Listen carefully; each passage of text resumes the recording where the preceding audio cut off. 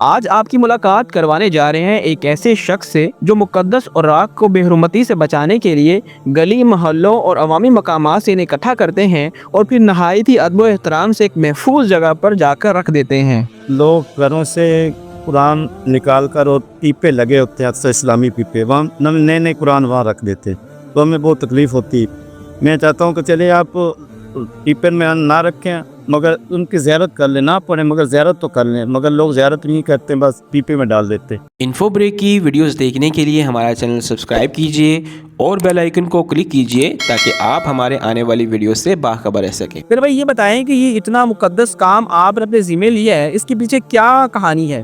پانی کچھ بھی نہیں جی، ہم اللہ کی رضا کے لیے کرتے ہیں، 20 سال سے یہ کر رہے ہیں، اس اللہ کے پاک کے لیے کرتے ہیں۔ یہ کیوں اکٹھے کرتے ہیں؟ آپ کو یہ خیال کیسے آیا اور لوگوں کو کیا رد عمل ہوتا ہے؟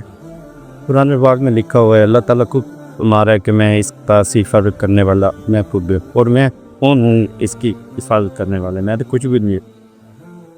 تو آپ کا روزگار کیسے چلتا ہے، اس کے معاملات کیسے دیکھتے ہیں؟ جی میں حضور کی نعت پڑھتا ہوں اور اللہ تعالیٰ میرے سر سے چلا رہا ہے، بس سر کر چلا رہا ہے، بس خوش ہوں اللہ سے۔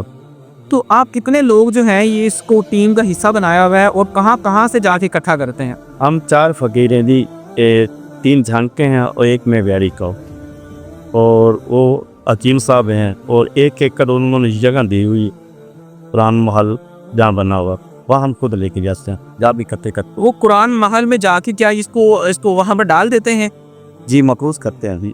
ٹھیک ہے، تو یہ بتائیں کہ کہاں کہاں سے اکٹھے کرتے ہیں؟ کوئی ایسا واقعہ ہوا ہو جہاں پہ آپ کو لگے کہ یار یہ کیا عوام کس طرح چل پڑی ہے؟ یہ لوگ گھروں سے قرآن نکال کر اور پیپے لگے ہوتے ہیں، اکثر اسلامی پیپے، وہاں نئے نئے قرآن وہاں رکھ دیتے ہیں، تو ہمیں بہت تکلیف ہوتی ہے۔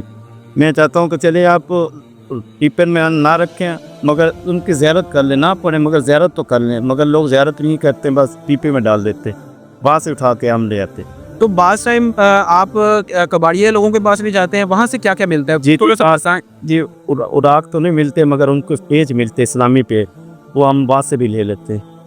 اس کے علاوہ اور کہاں کہاں سے اکٹھے کرتے ہیں؟ پیپوں اور کباڑیوں کے علاوہ آپ کی کیا ایکٹیویٹی ہوتی ہے اور کتنا گھنٹہ جو ہے وہ دن میں لگاتے ہیں؟ جی ہم صبح جاتے ہیں، ہم شام کو آتے ہیں، ہر مدارس کرتے ہیں، ہر مسجد کرتے ہیں۔